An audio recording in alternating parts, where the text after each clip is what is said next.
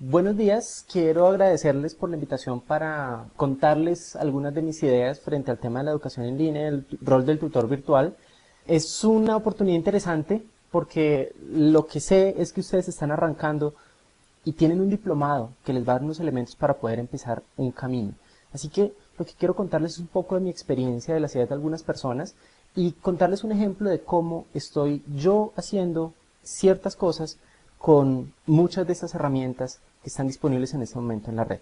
Así que quiero empezar como planteando una pregunta, y es la pregunta que yo me planteé cuando empecé a hacer esta presentación en realidad. ¿El mundo ha cambiado? ¿Será que sí ha cambiado? Uno podría hacer un análisis de eso desde muchas perspectivas. El análisis que yo elegí hacer fue ponerme en el centro de mi propio entorno de aprendizaje y tratar de mirar desde dos perspectivas. ¿Cómo ha cambiado para mí el mundo en términos de las formas como consumo información y las formas como produzco información? Y ese ejercicio me dejó unas lecciones muy interesantes que quiero compartir con ustedes. Entonces, para empezar, primera cosa que noté, hay como unos periodos muy claros de tiempo que dividen una cosa de otra.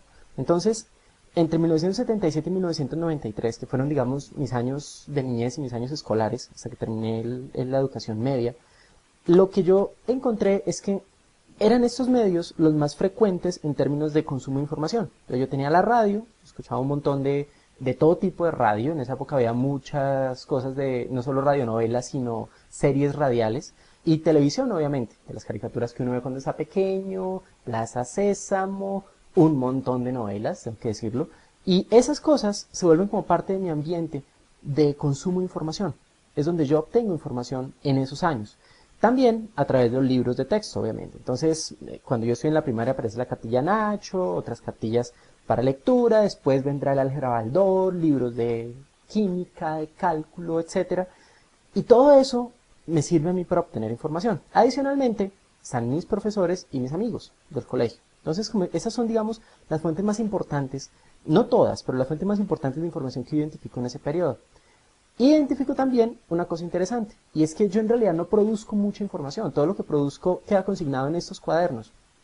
Esos cuadernos hacen parte, junto con todos estos trabajos ocasionales que uno tiene que entregar al profesor, de mi ambiente de información, de consumo y producción de información. La otra cosa interesante que noté es que esta es la tecnología que más utilizaba en ese momento. El lápiz es la tecnología por excelencia para producir información, junto con el esfero obviamente, y también la máquina de escribir. Incluso yo durante muchos años tomo cursos en el colegio de mecanografía, porque era importante aprender a escribir la máquina.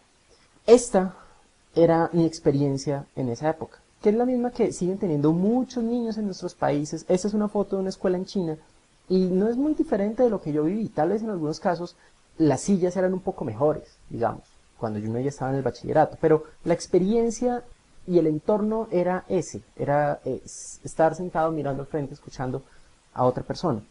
Ese es entonces mi entorno para esa época. Y cuando llego a un segundo momento, digamos, de 1994 a 2000, pues el cambio importante ahí es que paso a la universidad. Y en la universidad me encuentro con otras cosas. Entonces, el televisor y el radio se hacen mucho más modernos, obviamente, en términos de aparatos, en términos de contenido en muchos casos. Y los libros ya dejan de ser unos cuantos cada año para ser muchos durante un semestre. Entonces las pilas de libros se van acumulando y van creciendo. Y eso es información para mí. Aparece algo que no estaba tan cercano para mí en el colegio, que eran los artículos académicos. Entonces, artículos académicos en muchas áreas que empiezan a ser fuente importante de información. Y mis profesores y mis amigos cambian, obviamente. Lo curioso es que en términos de producción el asunto sigue siendo muy parecido. Yo sigo produciendo en cuadernos y ahora tengo que generar, con mucha frecuencia tengo que generar más trabajos de esos que me ponían en el colegio, pero ahora son más focalizados, mucho más completos en muchos aspectos, digamos, pero esos siguen siendo como los medios más importantes. Esta es parte de mi experiencia en la universidad. Entonces yo me encuentro con centenares de personas en un mismo salón escuchando a un profesor que nos cuenta cosas acerca de un tema específico.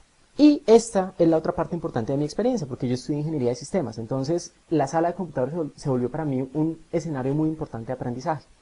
Aprendizaje respecto a mi área específica de conocimiento. El otro tema importante es que en 94 aparece Internet. Entonces yo tengo la posibilidad de estar conectado a Internet desde muy temprano.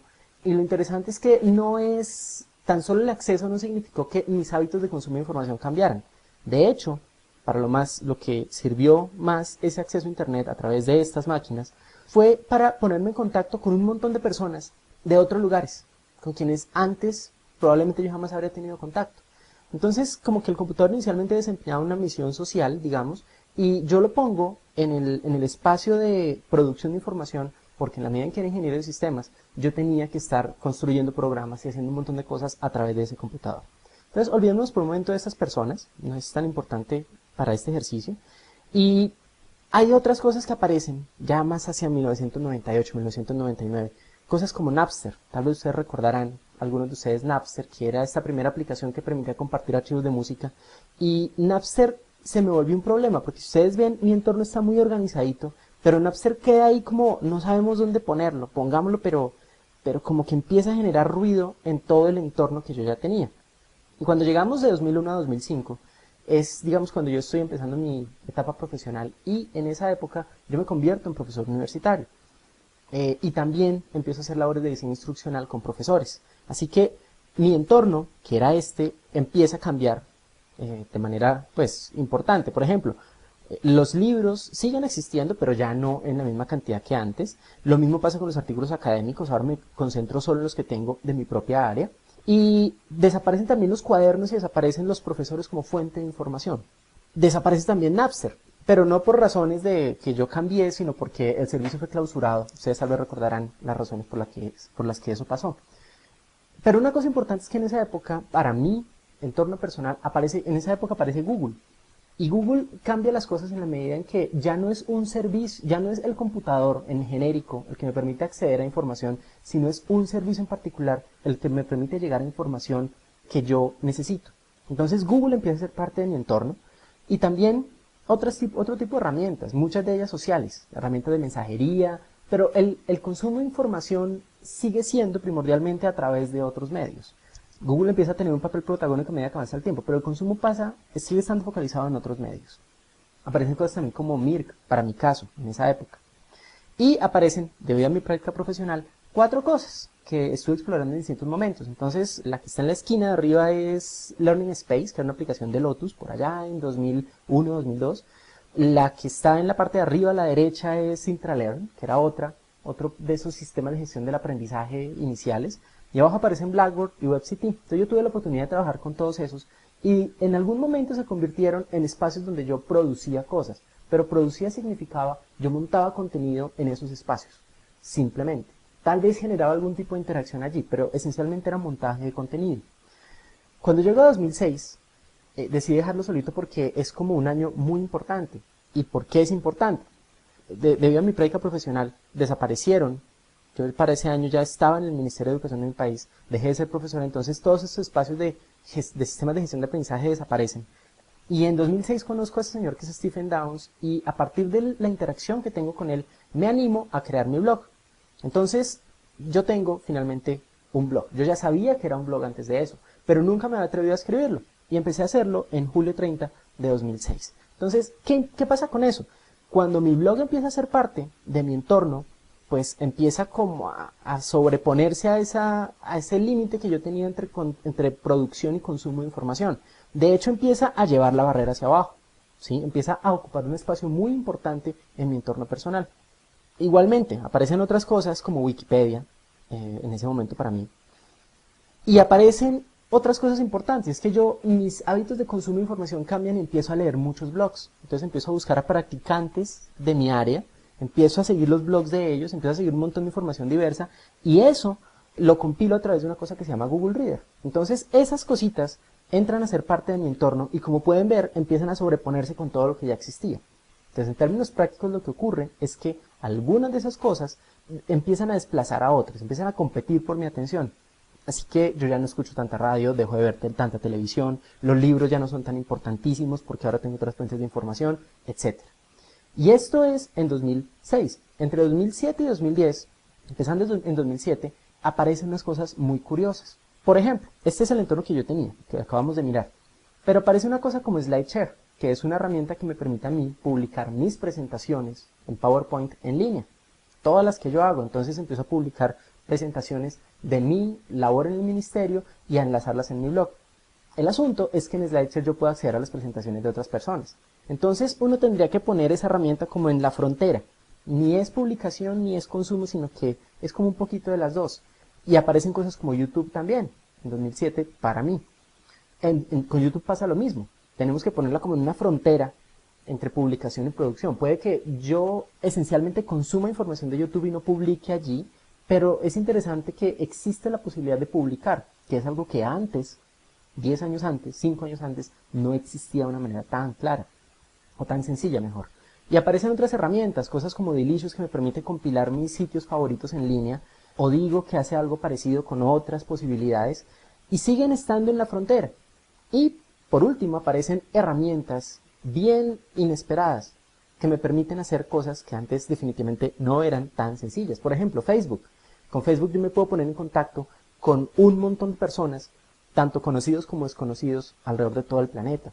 O como Twitter, que me permite tener ese mismo tipo de redes, digamos, desestructuradas y mantener una comunicación permanente con personas que inicialmente yo no conocía. Esos son espacios de publicación y de consumo de información, de consumo permanente, pero siguen estando en la frontera. Entonces, para mi caso personal, lo que esas herramientas empiezan a hacer es a romper cada vez más esa barrera, hasta que eventualmente, a medida que pasan los años, mi blog se alimenta de todo eso, cambia, y la barrera empieza a desaparecer. Entonces yo empiezo a perder, digamos, esa distinción tan fuerte que tenía entre consumo y producción de información. Estas herramientas, todas estas, hacen parte de lo que yo llamo mi ambiente personal de aprendizaje, junto con muchas otras. Entonces, el ambiente personal de aprendizaje, ¿qué es? Es ese entorno de herramientas, de medios, de personas, de fuentes a través de los cuales yo aprendo y en los cuales hago visible mi aprendizaje. Ese puede ser un concepto importante para nuestra discusión. Llegando allí, ante la pregunta ¿del mundo ha cambiado? Al menos para mí, la respuesta es un rotundo sí. ¿Y de qué maneras ha cambiado? Por un lado, todo este entorno me ha generado nuevas oportunidades de aprendizaje. Entonces, todo este montón de cosas me ha permitido aprender un montón de cosas que en otra época habría sido muy difícil aprender. Miren que yo habría tenido en otra época que restringirme a los libros que estaban publicados o a ciertos artículos que aparecían en ciertos sitios web de publicaciones indexadas, pero cuando tengo todo este ecosistema, el asunto cambia. Y lo que tengo es un montón de fuentes de información, unas más valiosas que otras, unas más fiables que otras, pero el punto es que se diversifica todo ese espacio y eso amplía mis oportunidades de aprendizaje. Nuevas además significa diferentes, aparecen otras posibilidades. Otra cosa, se amplifican mis posibilidades personales. ¿Qué quiere decir eso? Que antes yo, digamos, era un poco más difícil el construir una comunidad, una red académica para cada uno de nosotros. Entonces, eso se hacía y se sigue haciendo todavía, usualmente, a través de congresos, a través de seminarios específicos, donde me encuentro con otros practicantes, en donde expongo mis ideas, recibo críticas y voy construyendo mi prestigio. Pero para este caso, usando esas herramientas, aparecen cosas como esta es mi red de Twitter. Entonces estoy en contacto con un montón de personas que ni siquiera conozco, pero de las cuales me estoy alimentando permanentemente y a las cuales también puedo alimentar de manera continua. Esta es mi red en Facebook. Estoy en contacto con un montón de personas que han hecho parte de distintos momentos de mi vida, tanto laboralmente como académicamente. Y todo eso genera una amplificación de mis posibilidades, no solo de aprendizaje, sino de impacto en el mundo. Por último, lo que esto ha significado para mí es una práctica reflexiva. Entonces, por ejemplo, el año anterior escribí un post en donde estaba reflexionando acerca de los errores que yo veía que había cometido en mi práctica como docente entre 2001 y 2005. Y eso fue público. O el año pasado también hice un anuncio del que sería mi primer curso abierto en línea. Entonces, el blog permite que mi práctica, en la medida en que es pública, tenga un nivel de reflexividad muy alto. Yo no percibo mi blog como un espacio de publicidad personal, sino como un espacio en donde estoy consignando las cosas que voy aprendiendo. Y por ejemplo, anualmente yo trato de hacer un pare, mirar todo lo que escribí, todo lo que surgió durante el año y ver cómo ha cambiado mi propia perspectiva respecto al mundo en función de lo que he ido mirando a lo largo del tiempo. Eso nos deja con un montón de preguntas, obviamente. Está bien, esto funciona, pero ¿qué tiene que ver con nosotros en realidad? Miren que yo les he hablado de lo que ha significado para mí, de mi posición como aprendiz. Pero, si ustedes quitan estos elementos, mi blog en particular y mi yo en el centro, si los quitan de este diagrama, junto con las otras fuentes específicas de información, ustedes van a encontrar un montón de herramientas que son naturales en nuestro entorno. Y tal vez no son naturales para todo el mundo, pero están empezando a ser cada vez más conocidas, al igual que muchas otras. Entonces tenemos un montón de herramientas que hacen parte del entorno, no solo nuestro, sino de nuestros estudiantes. Lo curioso es que una buena parte de esos jóvenes, de esos llamados nativos digitales, están concentrados en unas pocas cosas de estas. Son usuarios de Facebook, de YouTube, de Google, de Wikipedia, dependen mucho de sus reproductores de música MP3, por ejemplo, de sus teléfonos celulares, del Messenger, pero no están necesariamente haciendo un uso académico fuerte de estas herramientas. No ven esas herramientas como un espacio que tenga sentido para apoyar su aprendizaje. Y siento que eso es algo en donde aparecen retos para nosotros como docentes. Así que, pensando en que la experiencia personal, en mi caso, es un reflejo del cambio en el entorno, y que yo tengo que decir necesariamente que sí, que mi mundo, tal como yo lo percibo, ha cambiado, quisiera hablarles, digamos de una manera un poco más general, de algunos de esos cambios en el entorno. Quisiera hablar de las ideas de este señor que se llama David Wiley, que es pues bastante reconocido investigador y profesor inicialmente en la Universidad del Estado de Utah en Estados Unidos y ahora en la Universidad Brigham Young de Utah también. Entre las cosas que ha escrito y que ha publicado, habla acerca de algunas condiciones que él percibe en nuestro contexto, de un contexto cambiante.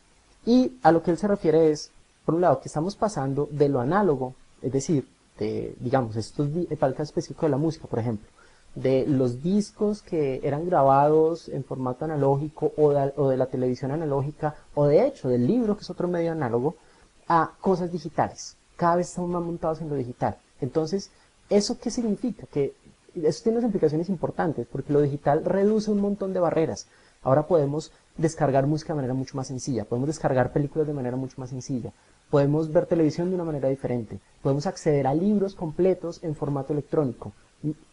Acaban un montón de barreras en ese paso que estamos haciendo. Ese es un primer cambio del contexto. El segundo cambio del contexto que él menciona es que estamos pasando de un entorno que tradicionalmente ha sido fijo, como en el caso de los teléfonos. O sea, teníamos un teléfono que estaba conectado a un lugar específico y si yo quería hacer una llamada yo tenía que ir hasta el teléfono y no había otra manera en la que yo pudiera hacer una llamada. De hecho, durante muchísimos años dependimos de las operadoras para que fueran ellas quienes nos comunicaran con otras personas. Entonces estamos pasando de un entorno donde lo fijo es muy importante a un entorno móvil, en donde tenemos la posibilidad de colapsar, digamos, en muchos aspectos de la planeación. Miren que en otra época yo tenía que coordinar, si yo quería ir a almorzar con alguien, yo tenía que coordinar muy bien a qué hora nos veíamos y en qué momento con suficiente anticipación. En esos días basta con salir de la oficina o de donde sea y uno llama a la persona y le dice, mire, estoy saliendo, estoy allá en media hora. Eso cambia las cosas. Tenemos una posibilidad de, no solo de comunicación, sino de acceso a información cada vez más atada a lo móvil. Tercer cambio, estamos pasando de un entorno aislado, un entorno donde usualmente no estado limitados, sino hemos estado usualmente en comunidades locales, en espacios específicos, alejados de muchas otras cosas, a un entorno crecientemente conectado. Y lo de conectado tiene muchísimas implicaciones. No se trata solamente de estar conectado por estar conectado. Como les decía hace un momento, tiene que ver con amplificación de las posibilidades personales, con la posibilidad de mantener lazos que de otra forma habrían desaparecido. Pero tiene unas implicaciones importantes. Hay toda una discusión respecto a hasta qué punto el estar conectados hace que nos alejemos un poco de lo que llamamos el mundo real. Pero la experiencia de lo real puede seguir siendo tan válida en un ambiente en línea como en un ambiente real. Eso es un problema importante porque se trata como de buscar un poco de equilibrio. Entonces, ese es otro cambio. Estamos pasando de un entorno en donde tradicionalmente hemos estado acostumbrados a que estamos aislados, a un entorno en donde estamos conectados en tiempo real, de manera universal, gracias en buena medida y principalmente a la tecnología. Otro más, estamos pasando de lo genérico, del computador que es igual para todo el mundo, a cosas mucho más personalizadas. El computador que es personalizado. Y no se trata solamente de personalizado en el sentido de que le pongo etiquetas a la tapa. Se trata del software que tengo, se trata de las cosas que hago con ese computador. Se trata, de hecho, no solo de computadores, sino de toda una tendencia en la industria en donde nos estamos acostumbrando como consumidores a tener la posibilidad de contar con cosas a la medida de lo que nosotros queremos. Eso tal vez no es una tendencia muy fuerte en muchos de nuestros países todavía, pero para el caso de Estados Unidos se está empezando a ver, y es muy probable que en la medida que se fortalezcan un montón de aspectos de infraestructura locales, empecemos a ver ese tipo de cosas. Así que ese es otro cambio, de tener la misma marca de cereal que todos comíamos hace 20 años o lo que sea, estamos teniendo ahora un exceso de oportunidades, un exceso de posibilidades y un exceso de elección, que tiene sus implicaciones también. Uno más, estamos pasando de ser consumidores pasivos de información, de estar sentados viendo la televisión. Ustedes lo vieron en el ejercicio que yo hacía inicialmente, la historia que les contaba. Yo pasé de consumir información a producir, a crear. Todas estas herramientas hacen posible para mí convertirme en creador de información y divulgar esa información de manera mucho más sencilla, de una manera que hace 10 años o 15 años simplemente no era una opción, no era una posibilidad. Y el último, estamos pasando de un entorno cerrado, cerrado en el sentido de la manera como de la manera como se distribuyen las cosas, como se distribuye la información, por ejemplo, a un espacio mucho más abierto, en donde es mucho más difícil tener control sobre cosas, sobre muchas cosas. Casos específicos, la música. La música durante mucho tiempo funcionó en un entorno esencialmente cerrado. Toda la tensión que hay entre la industria discográfica y los usuarios que están descargando música tiene que ver con que no existe la posibilidad de controlar. El entorno cambia y se vuelve abierto. Es mucho más fácil compartir cosas. Es mucho más difícil establecer esas cercas que mantenían a ciertas cosas guardadas dentro de ciertos lugares. Así que esos 6 cambios que nos estamos moviendo hacia lo digital, lo móvil, lo conectado, lo personal, hacia ser creadores y hacia entornos abiertos, pues de alguna manera tendrán que ver con la educación. Y lo que Wiley dice es que cuando nosotros pensamos en este entorno, en el salón de clase, lo que tenemos es algo, curiosamente, que está más cerca de lo análogo, porque la experiencia en muchos casos significa siéntese y escuche el que está delante, lea tal libro, fijo, porque yo tengo que ir al salón de clase a tal hora específica para poder acceder a la información de la clase, aislado, porque incluso cuando tenemos como la ilusión de 150 o 200 personas en un mismo salón, el proceso es esencialmente solitario, genérico, porque es la misma información para todo el mundo, a pesar de en ocasiones tener secciones mucho más pequeñas, siempre habrá una persona que se queda por fuera. En nuestra experiencia como docentes probablemente lo hemos vivido todos. Siempre hay alguien a quien no podemos llegar y generalmente la información que lanzamos en un salón para 40 personas es genérica, donde seguimos siendo consumidores, donde los estudiantes siguen consumiendo lo que otras personas les están dando y son entornos cerrados. Y pues no es tan evidente como tenemos un salón con 4 paredes y una puerta que se cierra.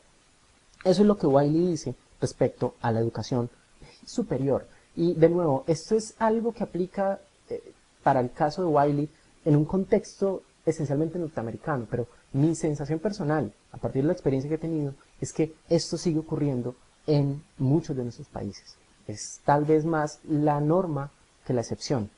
Wiley sugiere también que cuando pensamos en los cursos en línea que tenemos, está bien, tenemos un entorno que es digital porque es en línea, mediado a través de internet, que en algunos casos es móvil, porque le facilita a la gente acceder a la información y participar en el curso desde cualquier lugar, pero que de resto sigue siendo, en general, en muchísimos casos, los cursos en línea tradicionales siguen siendo una experiencia aislada, una experiencia genérica, donde es muy difícil como construir el propio camino porque hay un montón de contenidos que se supone que la gente tiene que aprender, donde los participantes siguen siendo consumidores esencialmente y donde tenemos un entorno usualmente cerrado, protegido por contraseñas dentro de un sistema de gestión de aprendizaje específico.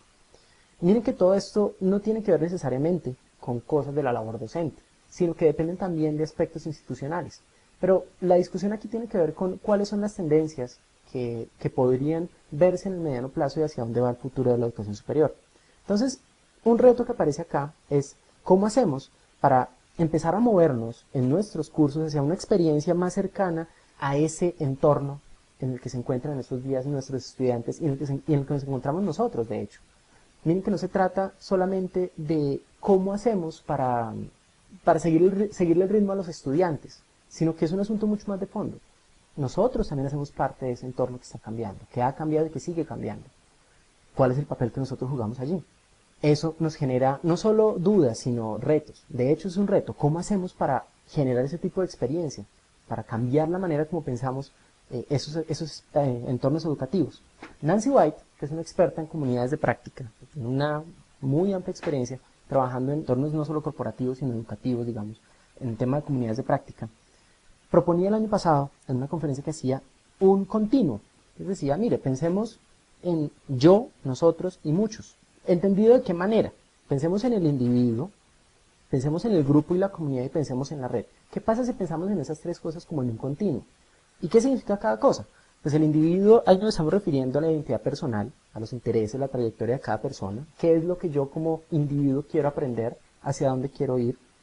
Grupo y comunidad tiene que ver con espacios en donde estamos hablando de una membresía limitada, de una identidad grupal que puede ser construida a lo largo del tiempo, que puede ser, digamos, dictaminada de manera arbitraria. Por ejemplo, cuando yo recibo un nuevo grupo de estudiantes, estamos formando un grupo temporal. Durante un semestre o un cierto número de semanas vamos a estar trabajando juntos.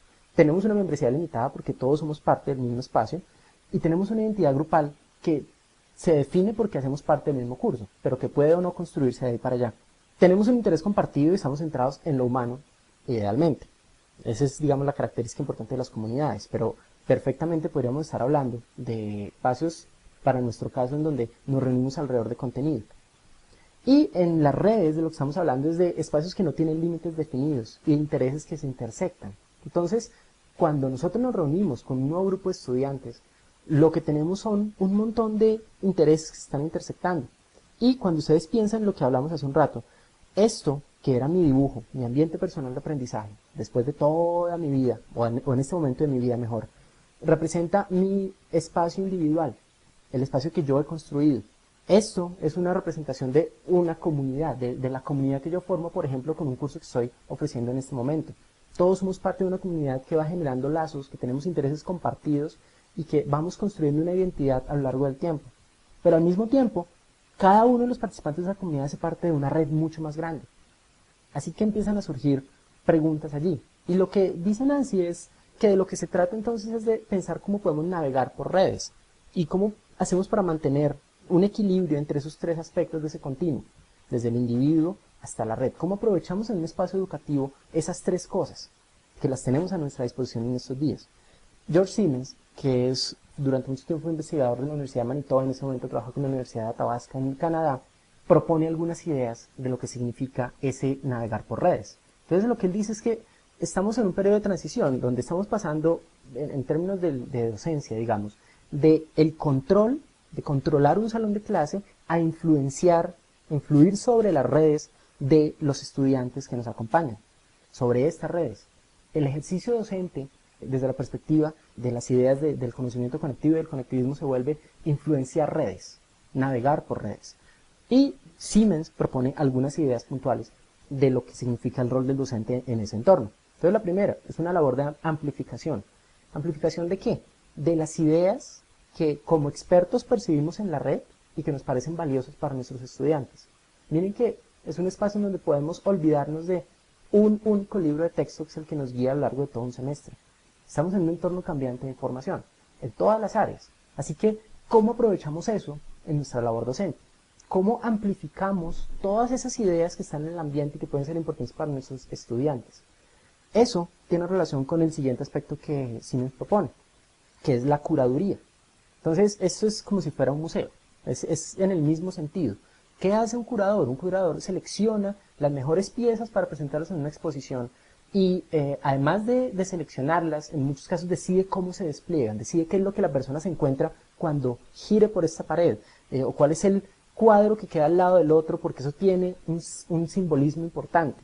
Ese tipo de cosas, en términos de curaduría, es otro de los aspectos que Siemens sugiere. Como docentes, lo que empezamos a volvernos es curadores de información. En nuestra área específica, si yo trabajo en la educación apoyada con tecnología, que es mi área de estudio personal, pues parte de mi responsabilidad con mis estudiantes es seleccionar con mucho cuidado de todo ese mar de información cuáles son los aspectos más importantes que me gustaría compartir con ellos, cuáles son los aspectos que me parece importante involucrar en la red personal de cada uno de ellos y cuáles son los aspectos que me interesa amplificar. El tercer elemento es una labor de señalización. Entonces, si usted tiene una red con tal cantidad de información, pues parte de su trabajo como docente debería ser el ayudarle al estudiante a encontrar un mapa, a tener señales que le digan, váyase por aquí, pilas, porque ese sitio web está lleno de información que no es fiable, este es un experto estudioso de esta cosa que tiene mucho conocimiento y que es confiable, pilas con la práctica de este otro. En fin, empezar a generar señales y ayudarle al estudiante a construir sentido de lo que está haciendo en el estudio de una disciplina, en la construcción de una red. Otro aspecto más, agregación. ¿De qué se trata la idea de agregación? El docente empieza a tener la responsabilidad, bueno, no la responsabilidad, pero un rol deseable del docente es empezar a agregar en un solo lugar todos esos recursos que pueden ser útiles en el desarrollo de un curso específico o en el aprendizaje de un área, de una temática específica. Miren que todo se relaciona, porque yo, ¿qué estoy haciendo? Yo como docente entonces empiezo a hacer una labor de curaduría de mucha información que hay en la red. La agrego en un solo sitio, la compilo en un solo lugar y la amplifico para mis estudiantes. ¿Para qué? Para que esa amplificación sirva como señalización del camino que deberían recorrer. También hay una labor de filtrado, es decir, yo como docente tengo que saber qué información es válida desde el punto de vista formal y cuál es simplemente especulación u opinión. Eso es parte de la labor, del rol que aparece en todo este entorno de red que se vuelve crítico. Otro más es el modelado. No se trata solamente de decirle a los estudiantes así es que lo tienen que hacer, sino el ejemplo que yo mismo como docente voy generando se vuelve importante. Y eso conecta con el último aspecto, pero el modelado tiene que ver también con que los estudiantes puedan aprender de mí, a través de mi ejemplo, qué significa ser experto en tal área, cómo se comporta un practicante de tal área específica. El último tiene que ver con una presencia persistente, la importancia de que cada uno de nosotros tenga un espacio en la red, en donde empieza a ser visible para los estudiantes cómo hacer uso de esa tecnología para apoyar los procesos de aprendizaje. Entonces miren que esto es tal vez un aspecto bien retador, este último, y representa que hacer parte de este entorno significa participar en una comunidad de práctica auténtica. Ser estudiante de significa ser aprendiz, tratar de emular lo que el experto, lo que el aprendiz experto es capaz de hacer. Y genera para nosotros una responsabilidad adicional, que es modelar para los aprendices el comportamiento y valores en el uso de la tecnología. No simplemente decir, no vayan a Wikipedia porque Wikipedia se llena de información que no es fiable, sino decir, vayan a Wikipedia con este cuidado, con estos reparos, desarrollen su sentido crítico cuando se acerquen a Wikipedia. De fondo, tiene que ver con esta cita de Gandhi, me parece muy importante. Debe ser el cambio que quieres ver en el mundo. Si queremos que nuestros estudiantes desarrollen sentido crítico, nosotros mismos debemos ser ejemplos de ese sentido crítico. Si queremos que el impacto de lo que nuestros estudiantes están haciendo modifique el entorno, las condiciones sociales, económicas, políticas de nuestro entorno, nosotros tenemos que ser también ejemplo de ello. Obviamente, queda una pregunta, ¿y qué hacemos con esto? Todo eso pues puede sonar entre interesante, desde interesante hasta aburrido, pasando por angustiante, pero ¿qué hacemos con todo esto? Quiero hablarles de un ejemplo puntual. Es algo que yo estoy haciendo en un par de cursos, uno que ofrecí el año pasado y otro que estoy ofreciendo en este momento. El primero tiene que ver con el tema de e-learning, aprendizaje en línea en general, y el otro tiene que ver con el tema de grupos, redes y comunidades. El entorno que yo planteo para esos cursos, lo que tiene es un conjunto de documentos de referencia, alrededor de los cuales el grupo de estudiantes discute. Y entonces, discutir y analizar significa, representado en estas flechitas, escribir en blogs personales. Cada estudiante tiene un blog y escribe en su blog periódicamente. Entonces, por eso el estudiante de la parte de abajo no tiene una flecha. Él hace parte del curso, pero no ha reflexionado. Así que no tiene una relación directa con ese contenido. Como es un curso normal, lo que ustedes encuentran es que está, digamos, delimitado. Somos una comunidad delimitada, un grupo delimitado. Y como son blogs, pues los estudiantes empiezan a comentarse entre sí. Es algo que se estimula todo el tiempo. Pero hay un componente importante del curso, es que es abierto. Yo decidí que fuera abierto y eso significa que hay estudiantes que toman el curso pero que no van a recibir un certificado al final. Entonces ellos lo toman por gusto propio, porque les parece interesante. Y ellos también se relacionan con el contenido y le comentan a otras personas. Pero tanto los estudiantes formales como los que están en ese círculo más externo traen sus propios recursos y su propia información al curso. Entonces los recursos iniciales nos sirven como punto de referencia, pero las otras personas y los mismos estudiantes empiezan a traer nuevos recursos para alimentar la discusión. Esas personas empiezan a influenciar a través de sus propias redes a otros que están más afuera, que están en la periferia, de manera indirecta. Y lo interesante es que cuando termina el curso y esos círculos artificiales desaparecen, lo que de alguna manera logran los estudiantes es tener una red de información nueva. Entonces suponga que usted puede traer esa información de esa red que construyó a lo largo de un curso y de alguna manera enchufarla al siguiente curso. Y su curso se vuelve en realidad como un espacio de exploración continua, donde los estudiantes del siguiente semestre se apoyan en la información que produjeron los estudiantes del anterior semestre, y así sucesivamente. Eso es una posibilidad, y lo hago únicamente utilizando blogs. Entonces, eso es solo un ejemplo, bastante corto. Pero, ¿y ahora qué sigue? Entonces, el ahora es importante. Y ahora me gusta enmarcarlo dentro de esa cosa que dice un profesor de la Universidad de Nueva York que se llama Clay Shirky, refiriéndose a los periódicos específicamente. Pero lo que él dice es, si el modelo antiguo está roto, ¿qué funcionará en su lugar? El modelo de los periódicos. Y lo que dice es que la respuesta es, nada funcionará, pero todo podría hacerlo. No sabemos qué va a reemplazar a lo que antes había. Así que es el momento de hacer experimentos, montones y montones de experimentos. Y esa es la invitación que quiero hacer, llegando ya hacia el final de esta charla. Arriesguémonos a experimentar. Pero para eso tenemos que empezar un camino. Es un camino largo, es un camino sinuoso, con subidas y bajadas sin duda, pero es un camino que, al menos en mi experiencia personal, vale la pena caminar. Y obviamente, la pregunta es, ¿cómo empezamos a caminarlo? Para el caso específico de ustedes, ahí es donde entra y donde se vuelve fundamental el diplomado virtual que van a tomar. Porque ese diplomado les va a dar un montón de elementos para empezar a caminar ese camino. Hay muchas otras cosas de las cuales ustedes se podrían alimentar. Y miren, para mi caso personal, está bien, digamos que tengo la ventaja de que era ingeniero de sistemas, pero yo pasé muchísimo tiempo sin hacer un uso fuerte de muchas de estas cosas. Y de hecho, todas estas herramientas que les estaba mencionando tienen 3, 4, 5 años, son muy recientes. Así que es natural que apenas estemos aprendiendo a manejarlas. Este diplomado les va a dar a ustedes elementos para empezar ese camino. Con eso dicho, hay otra cosa importante, un proverbio africano. Si quieren ir rápido, vayan solos. Si quieren llegar lejos, vayan juntos. Y Al Gore, el año pasado en la conferencia TED, le ponía un pedazo adicional a ese proverbio africano. Y era, tenemos que llegar lejos rápido. Nuestro mundo y nuestras sociedades están enfrentando un montón de problemas, muchísimos problemas. Así que tenemos que encontrar una manera de llegar lejos para resolver esos problemas y de hacerlo rápido. De ir acompañados, pero logrando ser efectivos. Así que este camino es un punto de partida. Este momento es un punto de partida. El diplomado es un punto de partida. Hasta dónde queramos llegar, hasta qué profundidad del camino queramos llegar, depende de cada uno de nosotros. Goethe tiene algo importante que decir allí. Conocer no es suficiente, debemos aplicar. Tener voluntad no es suficiente, debemos hacer. No basta con la información que obtengamos del diplomado, tenemos que ser capaces de aplicarla, y de aplicarla con conciencia. Así que los necesitamos a ustedes, a cada uno de ustedes, para ayudarnos a encontrar y construir entre todos soluciones para este mundo. Las soluciones que necesitamos para hacer de este planeta un lugar no solo habitable, sino mejor para cada uno de nosotros. Muchas gracias por escuchar. Aquí están mis datos de contacto y todos los recursos que fueron utilizados en esta presentación están disponibles en esta dirección.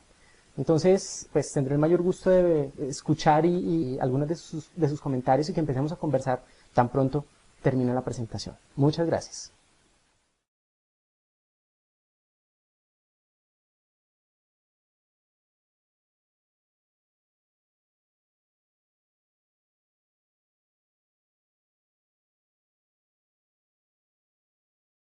Y esas cosas se vuelven como parte de mi ambiente de consumo de información.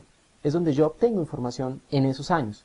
También a través de los libros de texto, obviamente. Entonces, cuando yo estoy en la primaria aparece la cartilla Nacho, otras cartillas para lectura, después vendrá el álgebra Baldor, libros de química, de cálculo, etcétera. Y todo eso me sirve a mí para obtener información. Adicionalmente, están mis profesores y mis amigos del colegio. Entonces, esas son, digamos, las fuentes más importantes, no todas, pero las fuentes más importantes de información que yo identifico en ese periodo. Identifico también una cosa interesante, y es que yo en realidad no produzco mucha información, todo lo que produzco queda consignado en estos cuadernos. Esos cuadernos hacen parte, junto con todos estos trabajos ocasionales que uno tiene que entregar al profesor, de mi ambiente de información, de consumo y aprendizaje, y tratar de mirar desde dos perspectivas. cómo ha cambiado para mí el mundo en términos de las formas como consumo información y las formas como produzco información. Y ese ejercicio me dejó unas lecciones muy interesantes que quiero compartir con ustedes. Entonces, para empezar, primera cosa que noté, hay como unos periodos muy claros de tiempo que dividen una cosa de otra. Entonces, entre 1977 y 1993, que fueron, digamos, mis años de niñez y mis años escolares, hasta que terminé la educación media, lo que yo encontré es que eran estos medios los más frecuentes en términos de consumo de información. Entonces, yo tenía la radio, escuchaba un montón de todo tipo de radio. En esa época había muchas cosas de no solo radionovelas, sino series radiales. Y televisión, obviamente, de las caricaturas que uno ve cuando está pequeño, Plaza Sésamo, un montón de novelas, tengo que decirlo, son información. La otra cosa interesante que noté es que esta es la tecnología que más utilizaba en ese momento. El lápiz es la tecnología por excelencia para producir información, junto con el esfero obviamente, y también la máquina de escribir. Incluso yo durante muchos años tomo cursos en el colegio de mecanografía, porque era importante aprender a escribir la máquina. Esta era mi experiencia en esa época, que es la misma que siguen teniendo muchos niños en nuestros países. Esta es una foto de una escuela en China, y no es muy diferente de lo que yo viví. Tal vez en algunos casos las sillas eran un poco mejores, digamos, cuando yo ya estaba en el bachillerato, pero la experiencia y el entorno era ese, era estar sentado mirando al frente, escuchando a otra persona. Ese es entonces mi entorno para esa época. Y cuando llego a un segundo momento, digamos, de 1994 a 2000, pues el cambio importante. Buenos días, quiero agradecerles por la invitación para contarles algunas de mis ideas frente al tema de la educación en línea, el rol del tutor virtual. Es una oportunidad interesante porque lo que sé es que ustedes están arrancando y tienen un diplomado que les va a dar unos elementos para poder empezar un camino. Así que lo que quiero contarles es un poco de mi experiencia, de las ideas de algunas personas, y contarles un ejemplo de cómo estoy yo haciendo ciertas cosas con muchas de estas herramientas que están disponibles en este momento en la red. Así que quiero empezar como planteando una pregunta, y es la pregunta que yo me planteé cuando empecé a hacer esta presentación en realidad. ¿El mundo ha cambiado? ¿Será que sí ha cambiado? Uno podría hacer un análisis de eso desde muchas perspectivas. El análisis que yo elegí hacer fue ponerme en el centro de mi propio entorno de aprendizaje, y es que paso a la universidad. Y en la universidad me encuentro con otras cosas. Entonces, el televisor y el radio se hacen mucho más modernos, obviamente, en términos de aparatos, en términos de contenido en muchos casos. Y los libros ya dejan de ser unos cuantos cada año para ser muchos durante un semestre. Entonces las pilas de libros se van acumulando y van creciendo. Y eso es información para mí. Aparece algo que no estaba tan cercano para mí en el colegio, que eran los artículos académicos. Entonces, artículos académicos en muchas áreas que empiezan a ser fuente importante de información, y mis profesores y mis amigos cambian, obviamente. Lo curioso es que en términos de producción el asunto sigue siendo muy parecido. Yo sigo produciendo en cuadernos y ahora tengo que generar, con mucha frecuencia tengo que generar más trabajos de esos que me ponían en el colegio, pero ahora son más focalizados, mucho más